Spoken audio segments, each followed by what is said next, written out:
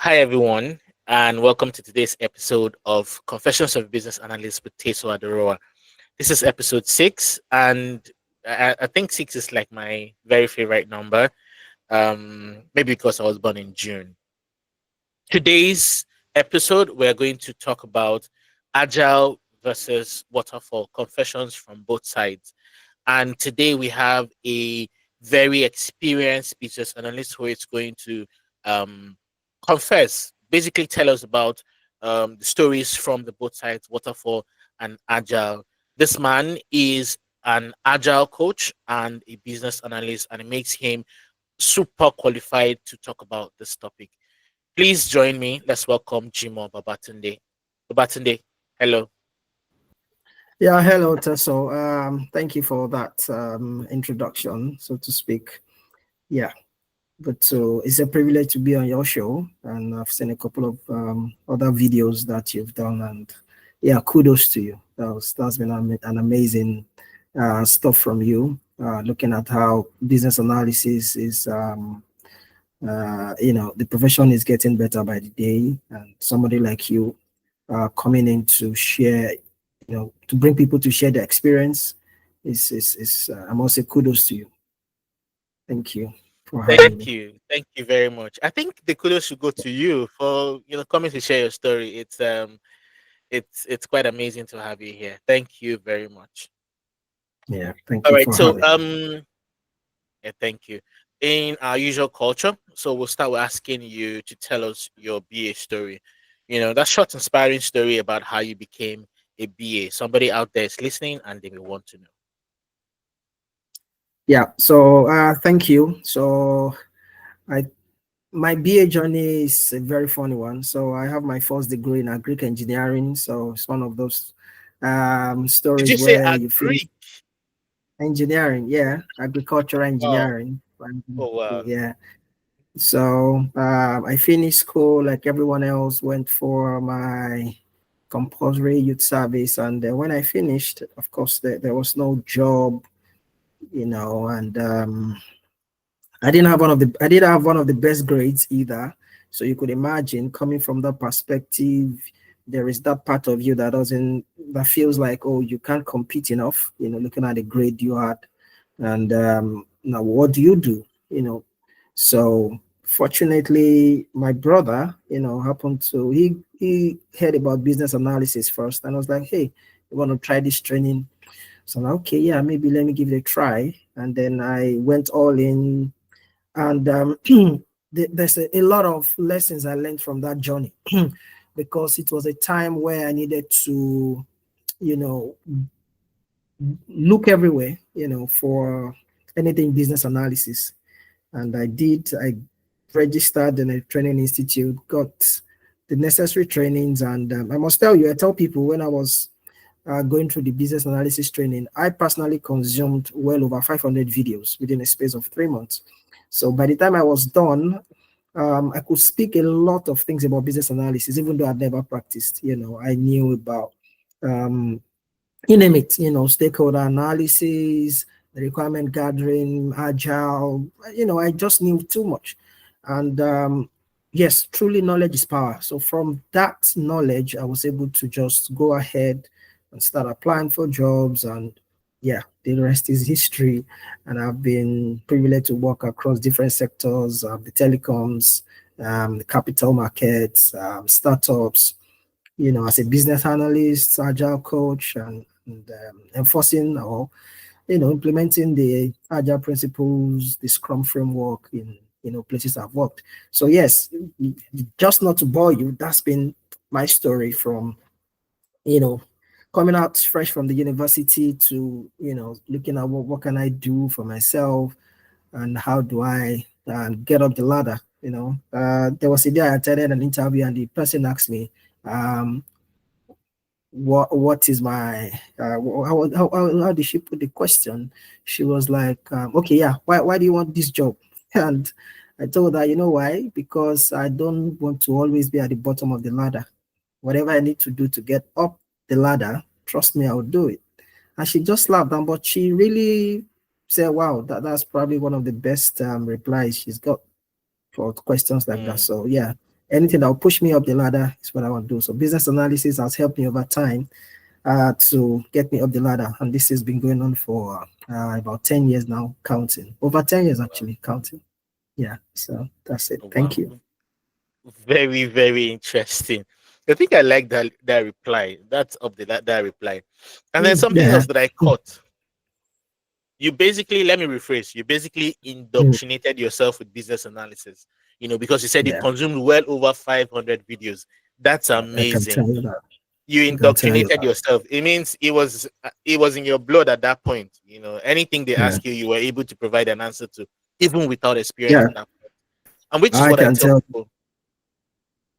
That's what I tell people. See, the knowledge would show you off, right? That knowledge would show you off. You can know something and not know how to explain it, and it's a very difficult place to put yourself. Yeah, Thank you very much. Learning never really ends. You need to always, always, always learn, and that indoctrination is very important. Let it be in your skin so that you understand the principles well enough to also apply them. very true. All Very right. true. You can the boldness you get for doing your job is the level of information you have about it. Simple. If you are bold about what you do, is because you have enough information about it. Why you are scared of timid or fidgeting about it is because you don't have enough knowledge. You don't have enough information about it. So yeah, thank you. Exactly. Thank you very much. Okay. So thank you for sharing that story with us. Very inspiring as well. I mean, all the stories I've heard on this program have been very inspiring. And, you know, I truly, really do appreciate. My first question, let's go into your agile coach Yeah. cap. I know you wear several caps. It's been 10 years, a decade plus, right? Now, when you hear agile and waterfall, what's the first thing that comes to your mind? What are the craziest misconceptions that you've heard about agile and waterfall? I know this one is Well, funny. yeah, quite funny because where do I start from? There's a lot of misconception, but I will just limit it to one or two, just for because of the time.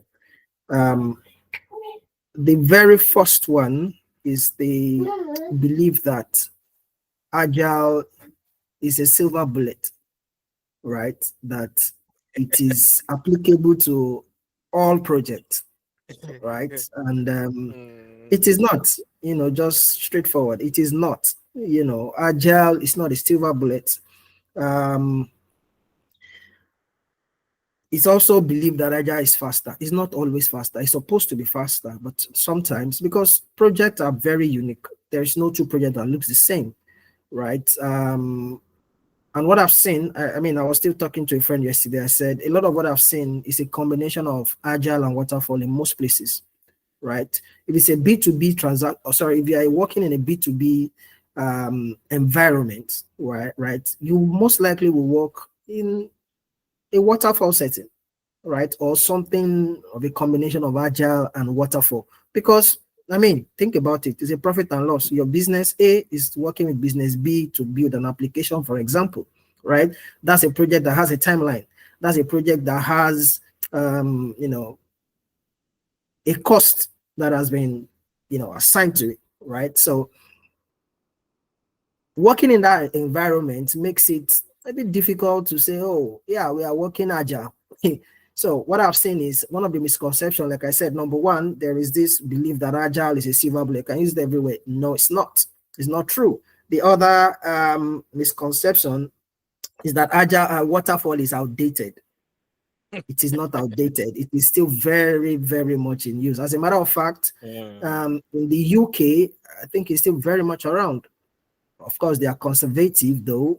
It looks as if they don't want to let go. But um, because agile is not a silver bullet, that is why you have to also be careful as a business analyst. So it's a misconception to believe that agile can be used in all your projects, and it's also a misconception to believe that waterfall is not needed anymore. So yeah, just not to bore you, I will just limit it to that. So those are one of the very misconceptions that are at the forefront, right?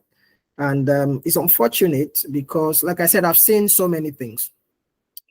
basically the way Agile works is supposed to help you deliver fast. There's this advert, in Lucozade Boost advert, sometimes in the 90s or early 2000s.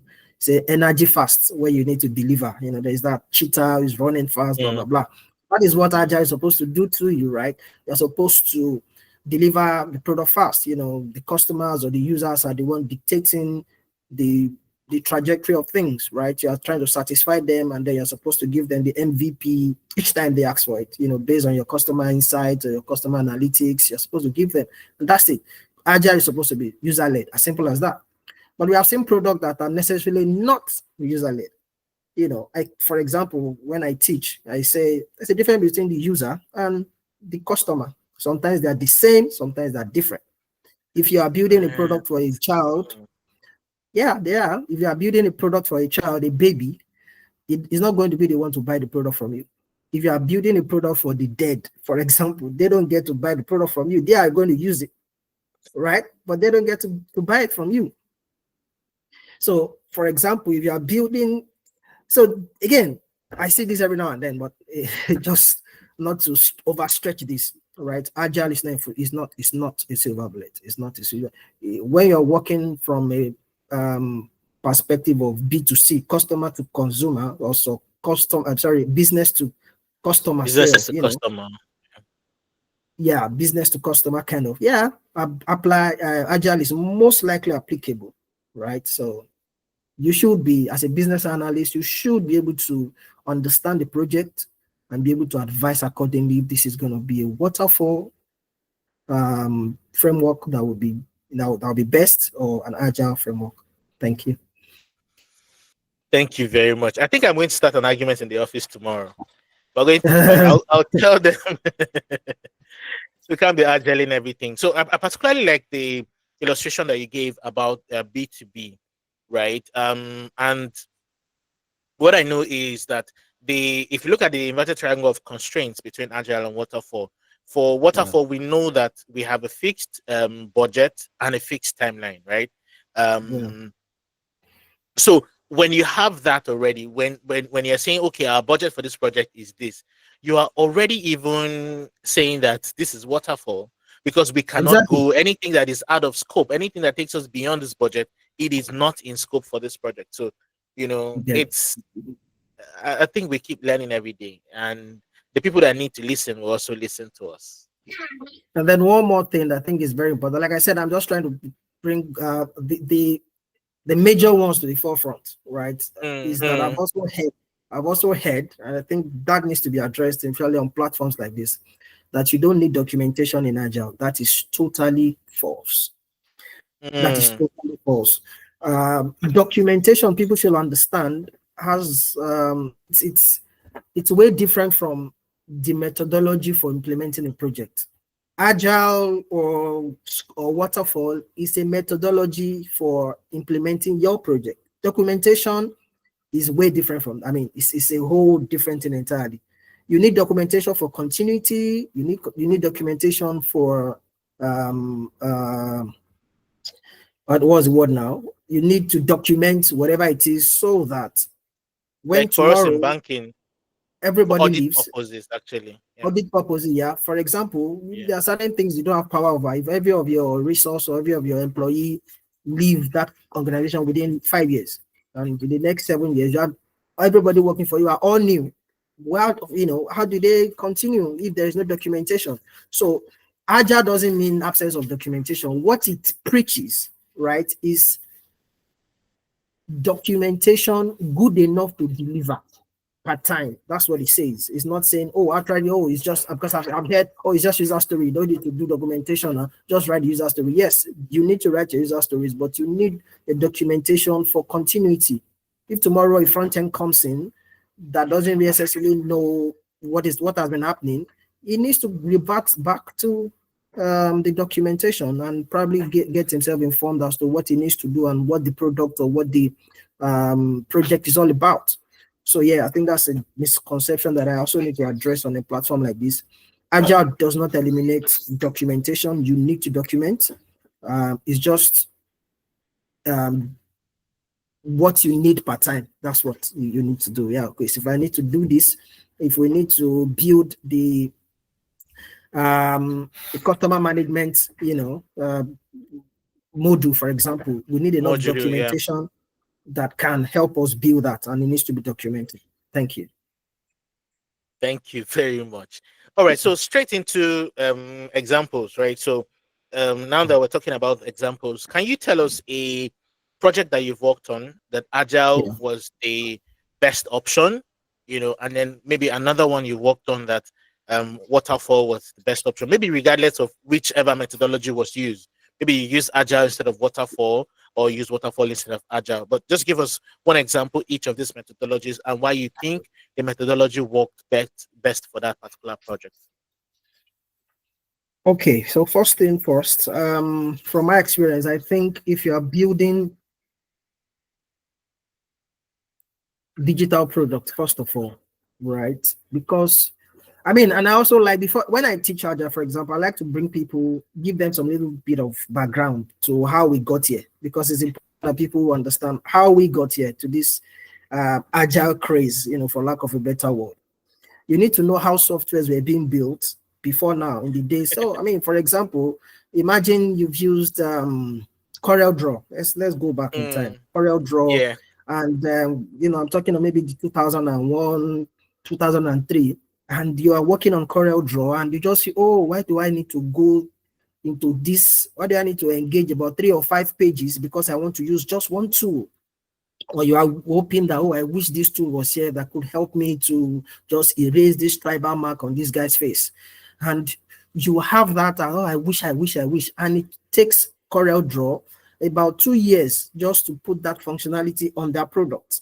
That is where we were coming from, right? If Microsoft or the Excels of this world or the Microsoft Word, if there was something they needed to add to that software, it would take them months, sometimes years. And that was the typical way softwares were being built. You had to wait. So just think about it. So you want to build a solution that can help people travel from one place to another, and it looks as if this is what everybody wants. Okay, you know what? Let me go back to the example I usually use that people can resonate with. Just so that we can understand the context of the question. I tell people, if you grew up in the 90s, right, or you were born in the 80s, blah blah blah. I remember my home, right? My dad or my parents would usually give you, if they don't give you anything at all on your birthday, they'll give you a greeting card. And when my middle brother had to relocate to the UK, it was a big deal sending him a greeting card. Right. So my dad will have to post that greeting card months, maybe 2 months before his birthday, so that at least worst case scenario, we will get it maybe a week to his birthday or a week after his birthday. That is where we are coming from. Now, WhatsApp came and fell, and people were hoping that there would just be an instant messaging app, right? That was just what was needed. WhatsApp came and solved that problem. Instant message. You send a message, instantly you get the message. And it was as if that is, we have solved the big problem, right? This is it. Oh, instantly I send a beam, because that's where we are coming from. That was what Waterfall did. It will take you to scope out the whole project, gather the requirement, and then you do the budgeting, you do the WBS, then you start implementing it. Most of the time, by the time you are done, when they are done building, requirement has changed. Remember, we are insatiable human being. The market has moved as well. Exactly. You ask somebody now, what's your best food? The guy tells you it's fried rice. Ask the same person next year, it tells you it's not chicken and chips. What changed? Exactly how we all keep changing. It is applicable in digital world, right? So the same people that felt, oh, WhatsApp was enough. Oh, we are here, instant messaging.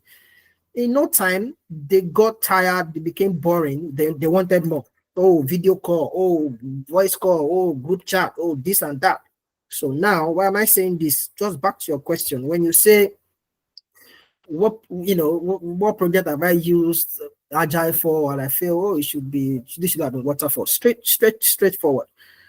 Any product or anything that you need to build that is purely customer led, most times, from my experience, I think it should be Agile, because human being we keep changing our requirement. The requirement keeps changing. There's a lot of factors um, that that influences how we want things done. Today, oh, I want a color red background stuff. Tomorrow, the guy is changing. We can see what COVID did. Before COVID, um, applications like Zoom wasn't really, it was there, but it wasn't really scaling. Just because of COVID, just because of an event, people just view virtual applications started scaling, started selling. And so because it is things like that user-led, and I still believe that any application, any solution that is user-led should strictly be agile, right? And yes, I found myself on different solutions or different products that I've used agile for. Of course, been most of my experience at BA has been in the software environment, like I said, um, building solutions, and because it's a competitive world, you can you can't fold your hands. While you are thinking about something, somebody else, 10 people, they are working on the same product. You cannot afford to wait and you think you have a master plan, you have a big product. Oh, I want to keep it hidden. Let me finish everything before I release it. You might just be releasing an obsolete product by the time you get to the market. Oh, people don't want it anymore. There's something similar. Right. Yeah. So, yeah, but in the case of waterfall, what I see, or the example, I mean, from my experience, I think, again, like I said earlier, if it is a B2B interaction, you are a business, you are building for another business. You said that you use a waterfall. Most times, what happens is what I call Wagile, a mixture of waterfall and agile, because the waterfall is Mm, there to help you capture the end-to-end scope of the project. The yep. budgeting is gone in, they know what they want. You know, the agile is really needed to now more or less Deliver. deliver, right? Yeah. So things have so much changed that you cannot necessarily say that. As a matter of fact, truth be told, I would not sit down here and tell you that I have worked on a project that is 100% agile. Most times it's there's a bit of waterfall in it, right? Because yeah, at the end of the day, money is a big factor in every project. Planning has to go in. Yeah. So Yeah. yes, agile is there to help us in terms of delivering fast product or solutions that are user led or that are user centric, customer centric. I believe should be agile. Solutions that require time, right? That I've seen. I can give you examples of product I've worked on, agile, the hospital management system. Like I said, I work in the telecoms. I was able to facilitate about 5 projects, document management system, right? Yeah. But again, from the waterfall perspective, if I'm working in a company that is B2B, it's most likely a waterfall project. Simple. You have to factor in everything. There's a lot of discussions that go on before the thing goes into implementation stage, right? You have to factor in resource. There's a lot of negotiation. Oh, how much are they going to collect? How much is this? How much is that? It's part of the agile, I'm sorry, the waterfall stuff, right? So, Hmm. yes, um, waterfall for me, just to round up, waterfall is something I will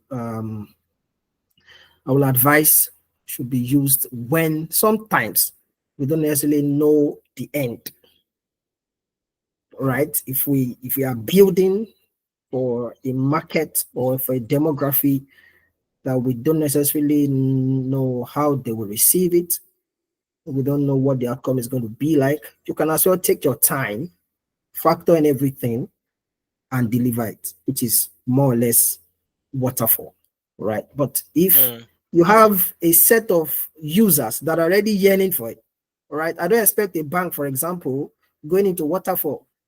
The competition is crazy. You can't afford to sit down, oh, let's just give them this one. While you are waiting, the other bank has implemented it. It's a very competitive world. So yes, I think that would be my explanation of project I've worked on, why I don't necessarily feel that waterfall is very applicable to mm, customer centric solutions, and I don't agree that Agile is also very applicable to solutions that is novel, if you get what I mean. Mm, If you are, yeah. yeah, Tesla, very novel in terms of the electric cars. We would have done an agile, right?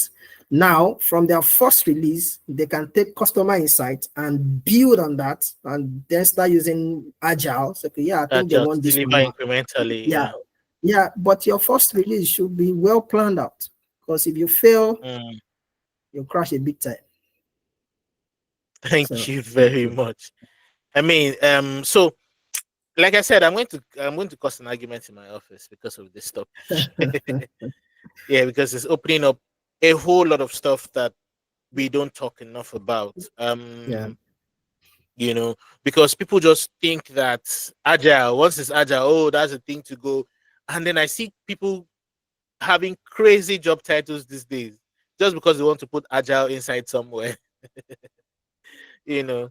But it's all good. My next question, just off the back of the question you just answered, how do you manage expectations in agile and in waterfall? I know that you an advocate for using agile when it's a customer led implementation or product, right?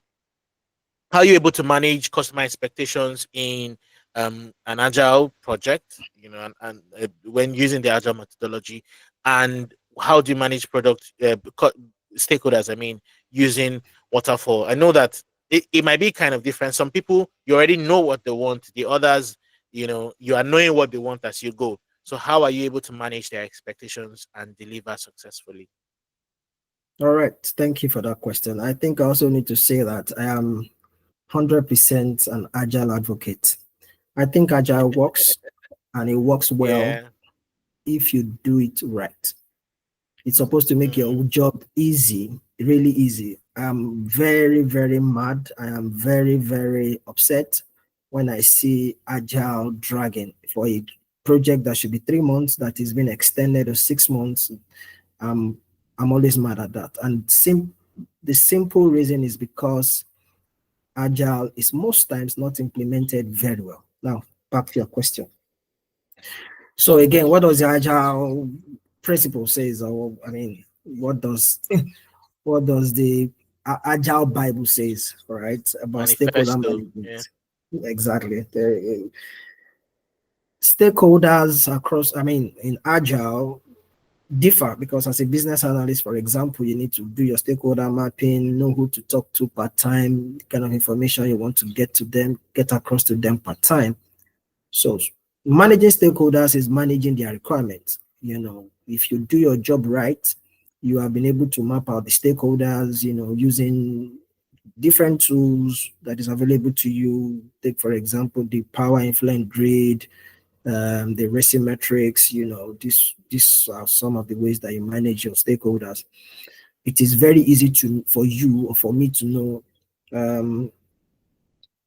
what kind of information I need to pass across to specific stakeholders per time. It's also it's also easy for me to also capture feedbacks, because in Agile you build in iteration. So what does that mean? Let's assume I'm building a mobile app, right? Say for example a restaurant, right? Easy peasy, an easy one. It's just I want to be able to buy food, I want to deliver to me, I want to be able to make payment. After each iteration, what I do is to make sure that the stakeholders are involved in reviewing the iteration, right? And for me, stakeholder management starts from my UI design, right? So once the idea is there, blah blah blah, we want to go into development. The first thing I need is my UI. That's the first thing I ask for. I need the design, right? And my focus is really, really on the user. Um, sorry, is the user interaction, right? User experience is what Experience. really, Yes. yeah, The is the journey. experience for me as a business analyst, right? I want to make sure that every user doesn't have a bottleneck in using my application. The user interface is just more of the feel, right? I like green color, you don't like green background, you like things in bold, I don't like that. That can be negotiated, but we have a lot of examples, right? So managing stakeholders for me is making sure they are informed per time, right? From the agile perspective, because we know, right, it is easier to do that. So, oh, we are done with the sign-in page and the sign-up page. Can you take a look? What does the rule says when you are writing your acceptance criteria? Oh, the acceptance criteria says that if I forget my password and I click on forget password, and the system should display a field where I can input my my email. Once I click submit, the system should send me maybe an OTP or send me a link for me to, OTP, yeah. yeah. We need to, we need to practicalize that. Every stakeholder that matter, should be in that meeting for me. All right. So everybody's there with my team. Let's do this. Let's try this out. Forgot password. Is this what we captured as acceptance criteria is exactly what we are saying. If it's a yes, then it's a pass. That is stakeholder management for me, right? And it goes like that in cycle till we are done. Now in waterfall is similar. As a matter of fact, I don't necessarily see a major difference in stakeholder management in agile and waterfall. The only difference I see is time, right? So there is a lot of consultation and interaction and collaboration in agile, right? Because we are building in sprints, 2 weeks, 4 weeks, 3 weeks. So every time, so I'm in your face almost every day. Oh, I'm asking you, what do you think? What do you think? Whereas in waterfall, because we are building in phases, right? And I usually use the construction sector as an example to explain my waterfall. We want to build a 3-story building. Waterfall is that, after the foundation, we come together. Oh, is this how it should be?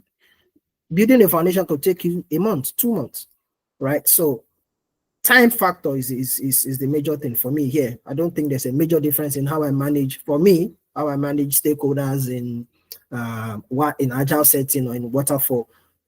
The most important thing is, number one, I do my stakeholder mapping. Who are the people that matter per time? Because a stakeholder here in stage one might not be needed in stage two Yeah. of the iteration, right? What are the information that he needs to know? What is the, if they have trouble, how do I solve it? How do I escalate it? Can I solve it within my team? Do I need to escalate it ASAP? Who do I run to and get this thing, done within a day, right? So it is not so much of a difference. It's just time. In Agile, we are delivering fast, so I'm in your face every day.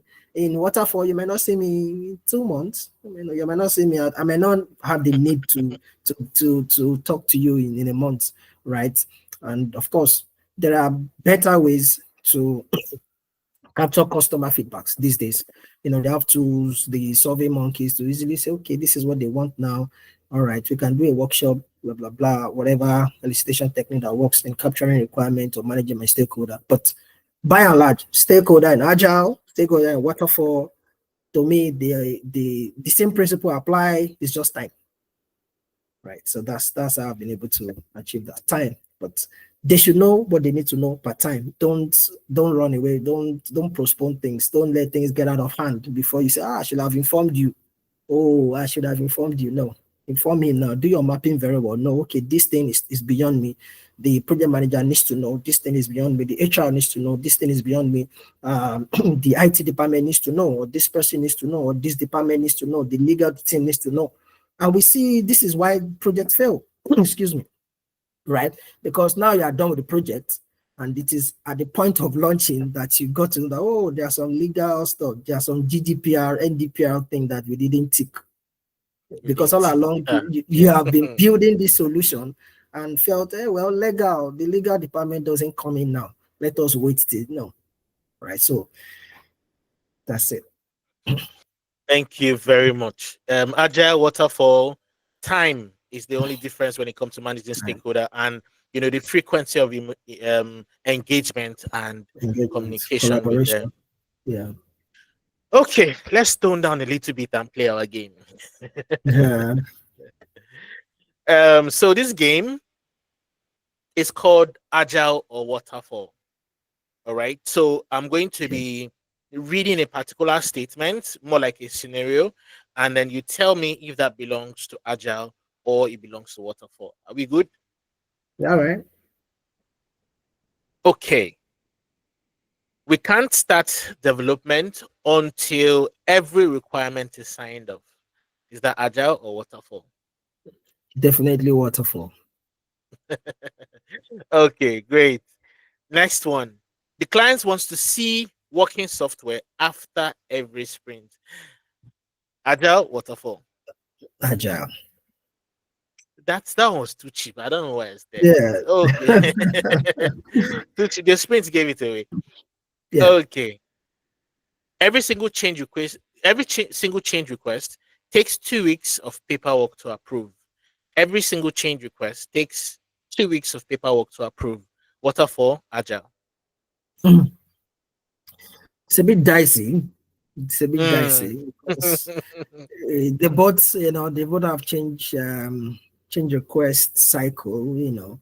But I will go for agile because I'm tempted to go for agile because of the 2 weeks that you mentioned. Right, hoping that we Mm. are delivering fast. 2 weeks could Oh, be oh, no, let me could read be it a long again. time. Let me read it again. A Okay. single change request takes 2 weeks of paperwork to approve. Oh, Agile or paperwork. Waterfall? Oh, I'll go for waterfall. I'll Okay, go I know for you missed waterfall. the paperwork. Okay, Yes, so I'll far go that's for three waterfall. over three. I'm not happy. 3 over 3 from you. Okay. Yeah. All right. Excuse Next one. me. Think about it very well before you answer. It's getting tougher. Daily stand-ups are here. Sorry, daily stand-ups are where half of the team gets their coffee. Is that Agile or Waterfall? Where half of the team Gets their gets, coffee. wow. So I'm trying to decompose the whole stuff. Daily stand up definitely happens in agile. That half of Mm, the team will get their coffee from there. It's not a rule. It's it's mm, just it's just uh, it's just an optional stuff. It could be virtual. mm. Well, I'll still go for agile. Correct. It's actually Agile, but it's a poorly executed Agile. Agile will say Yeah. 15 minutes max for Mm. a stand-up, but when you Yeah. have stand-up where you're even serving biscuits and coffee. Yeah, exactly. Again, I was thinking, well, it doesn't necessarily have to be. It could be virtual. Stand-ups these days are virtual, so maybe he was already. He had his cup of tea before him, even before the meeting started. So I'm trying to say, okay, maybe not. Yeah, but I'll go for agile. Okay, well done. That's great. Okay, our next one. Our success metric is: did we deliver what we promised on time and budget? Again, our success metric is: did we deliver what we promised on time and budget? Is that Waterfall or Agile? Mm. Well, it's applicable to the two because eventually in waterfall two, it's about time and budget. There's a part Mm, of agile too. There's also time. Every project is time bound, right? mm. Uh, Take that question again, please. Our success metric is: did we deliver what we promised on time and budget? I'll go for waterfall. I'll go for waterfall. Which question are you going to fail? This is fine. I'll go for waterfall. Eh, Yeah, because again, Waterfall agile is is most correct. time agile is most time continuous. If you ask me, I say agile is like a never ending project. It's Mm, continuous. There's always need to add something or something and something every time. Yeah, I'll go waterfall. okay, that's good. Let's go with the next one. We had a retrospective where the biggest lesson was to stop having retrospectives. We had a retrospective where the biggest lesson was to stop having retrospectives. Is it agile or waterfall? It's agile, but definitely that's not real. That shouldn't be a real scenario. Yeah, so I'll go for agile. Yeah, agile and poorly done agile, actually. Yeah, You're very terribly done. correct. Terribly Hmm. done. Okay, so next one. Testing only begins after development is 100% complete. Agile or waterfall? Waterfall. This questions were supposed to be difficult. It's Yeah. okay. Waterfall. Next one. The project is a 300 slide Gantt chart. The project plan is a 300-page Gantt chart. Agile or waterfall? 300-page Gantt charts. I'll go for waterfall.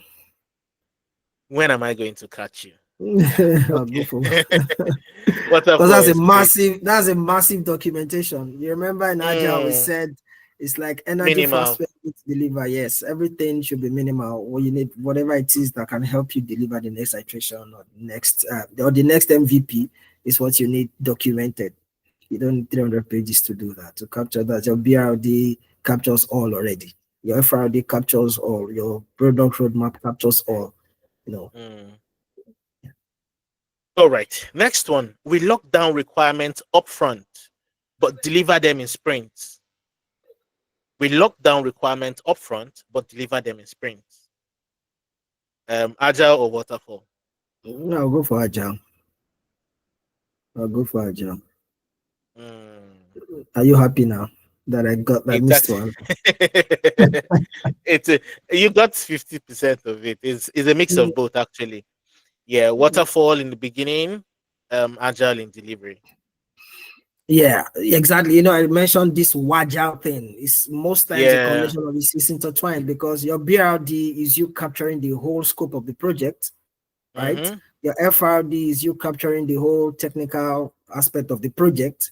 And then you Yeah. have the sprints that and the product roadmap to guide you. In fact, the roadmap also captures the entire project from start to finish in terms of the Mm. deliverables per time, while your sprint is there to now help you decompose the requirement and deliver in bits. So, yeah, if you say 50-50, yeah, who am I to complain? I'll argue with you. All right. Last question. The team runs in sprint, but the client wants one big delivery at the end of the year. The team runs in sprint, but the client wants one big delivery at the end of the year. What scenario is this? Agile, waterfall, agile. You have brought in Waja, right? So it's dicey for me, and that's because I can easily have said uh, whether waterfall or or agile, but Yeah. you know, I'm trying to put this into perspective and my experience. So the fact that if it's a B2B, that is always a negotiation. Mm. I am run, I bring my money, build XYZ for me. You take the money and then you gather your team and then guys, this needs to be done. And then the product is not released until the specified time, and after 6 months, okay, the customer or the clients that came and okay, yeah, you guys are done, then we can launch, which I've seen a lot of times. Mm-hmm. So that makes me want to tilt towards agile. So I would just go towards agile. I would say agile, even though again it's intertwined, but I'll still go for agile. Yeah. Okay. Agile. It's actually agile inside, waterfall outside. To your client, right? It's waterfall because I It's mean, waterfall. Yeah, it's I gave waiting you for the money final. and time. Yeah. But to me, that's delivering. I'm delivering Yeah, based on in sprint. So yeah, yeah. I'm actually doing agile. You've done so Okay. great. I mean, I don't have, but you got 9.5, sha. The other 50% is Okay. for me. Point five It's is for okay. me. It's Well okay. done. I'll keep that. I'll keep that. All right, well done. Okay, so I'd ask two more questions, and then Um, that's it. So, what advice? Let's even get there now. What advice would you give a business analyst or a project manager who is trying to navigate the hybrid environment, Agile, like you refer to it? What advice would you give a business analyst or a project manager working in this kind of environment? Because it can be very tricky. Management can be saying that, oh, we're doing agile, everything agile, agile, which is the situation I'm in right now. you know but we all know that agile doesn't work for every project, right? Agile is not suitable for every project. Like you said, it is not a silver bullet, you called it. So Yeah. we need to know when to balance these things. What is the advice you can give us? Maybe business analysts and project managers working within this environment, and advice to also senior management that would say, okay, you need to look at it from both ways. So what's your take? I would say be flexible and understand that there are certain things that is not within your power. It's not your fault. Mm, And mm, from my experience, Agile or Scrum is easily practiced in an environment that is B2C. You are building straight for customers. Your company or your organization has enough time, so to say, in quotes, to give you to do what you want to do in terms of, I want to go agile. This is how it must be. In B2B, it's not always like that because it is a profit and loss discussion. Client that has come to you has given you 6 months has given you £2 million to get this job done. You guys have signed all the documents. 3 months into the project, another client comes, right? Your management or the leadership of the organization is not going to sit down and watch you do things the way you want. He doesn't care what methodology you use. He just wants things done at the appropriate time. Because if you exceed that time, it becomes a minus to the company, right? Because remember, it's a 6 month project. The salary of the resource has been factored in. They're going to pay front end 1 million. They're going to pay this one 300,000. They're going to, So once you exceed that 6 months, it becomes a minus. So now you have to keep paying your resource. Now, so yes, I would say be flexible. There are some things you can that is really not in your capacity. So if your company says, guys, hands off that project, everybody move to this project. You have to. You don't have to. Unfortunately, you don't have that power to say, no, no, no, no, we're almost done. No, we have to finish first. You get what I'm saying? So I would say be flexible. Number one, understand that you can't control everything. I would say define your boundaries clearly, right? Know when to use Waterfall, know when to use Agile. So define your boundaries. Okay, when things exceed this stage, this is what we should do, right? This is how, just like we have change requests. If a client comes, say, oh, please add this one. Okay, yeah, we can add this one. But understand that we need to do the impact assessment. How does it affect the yeah. project at large? How does it affect the timeline of delivery? How does it affect the resource? Do we need to get another extra resource because so understand and define your boundaries, right? Communication also very, very important. I see this I cannot overemphasize the importance of communication and collaboration. And I say to people, myself, I've learned communication in a very, very new way. Communication is not necessarily talking or discussing. It's giving the necessary people the right information per time, no matter how stupid you think it is. As little as Mm, sometimes your line manager needs to get an email from you saying we are done with the API integration. As little as that. You yeah. don't assume that when we do everything, then we now for at least you can see it. So communication should be as minute as that. Knowing who to talk to, knowing what to communicate to people at the right time. So I'll just leave it to that. So number one, be flexible, know that you don't have control over certain things, just accept it. Yeah, as much as you're trying to say, oh, this agile, we have to do this, this must be done. Sometimes you have to compromise, right? Mm. Especially if I've had Scrum as a framework is very difficult to implement if it is not a software development. Very difficult to implement. So I see. Yeah. know that you don't have certain powers. Define your boundaries and then communicate effectively. So that would be my advice. Define your boundaries, communicate Yeah, effectively. See, some people think communication, like you said, communication is not just about talking. And then you yeah, can give some information to somebody, and then they'll tell you, what am I supposed to do with this information, right? Because it's not meant for them. Some people are not honest enough to ask you, what are we supposed to do with this information? Because they don't need it at that time, yeah. and that's very spot on. So, last but not the least, so tell us, what are you up to? Is there something you want us to know?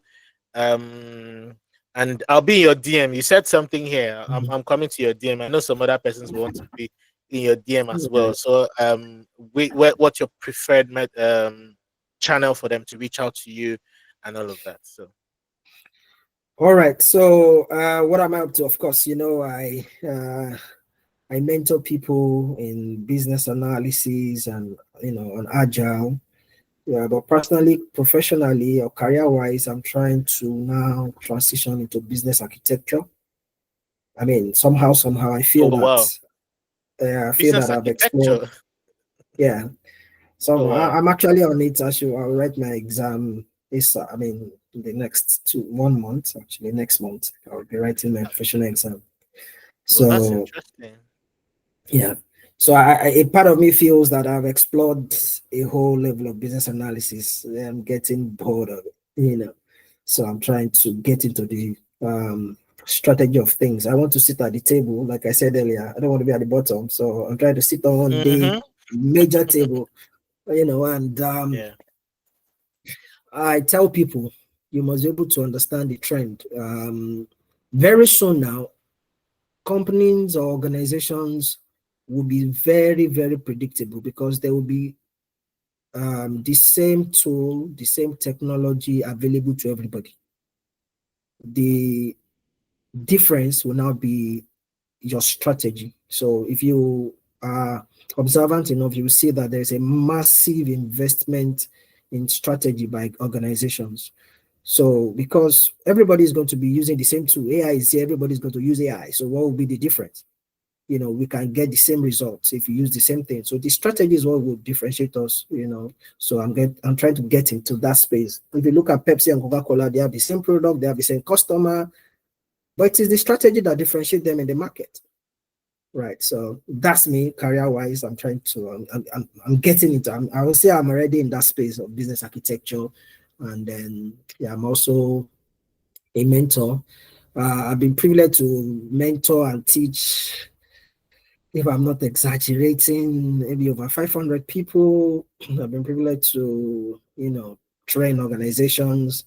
And I must also mention here a very, very big mentor to me, who again has helped me career wise, and that shows the importance of mentorship in career. Mr. Dayo Awe, so Mr. Dayo Awe is on LinkedIn. So yeah, that's me, and that's what I do, and that is where I'm aspiring to get to. I'm moving to business architecture, and I coach business analysis and agile, Scrum, and whatnot. So you can get me on LinkedIn. Just drop me a message. I think Tasso will probably drop my LinkedIn. Uh, what's the word now? LinkedIn profile. Yeah, yeah, Profile. Yeah, I yeah. will. I will. Thank you Thank so. you very much, Yes. Babatunde. It has been an explosive and interesting conversation, and I mean, would be in touch. I'll be in your DM as well. Several things that I want to learn. So Thank you. thank you very much for coming. And I know that I always say this. I know that if we call you next time, you're also going to come back and talk about other interesting topics as well. So Yeah. thank you very much, and we really do appreciate you. Have a great day. Okay, that's so. I should also say thank you. And platforms like this, I should not be overlooked.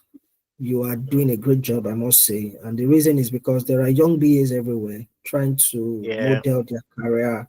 Some of them don't know what to do. I say to us, okay, which body should I even join? Should I join BCS? Should I join IBA? Simple as that. Some people don't know, yeah. So you are doing a great job, and I must say, um, kudos to you. Well done. Please keep it up. I'm sure very soon you will probably begin to feel and see the impact of platforms like this. So thank you for holding the torch, for upcoming BAs and practicing BAs, because again, it's like I said, I've gone through some of the videos on your platforms, and they are as educative as you can imagine. So well Mm. done. So, and thanks for having me. It's a privilege to be on your platform. Thank you very much. Thank you, Babatunde, for your very kind words. I mean, it will keep us going. Thank you very much. I appreciate you. All right. Well done. All right. Cheers. Bye.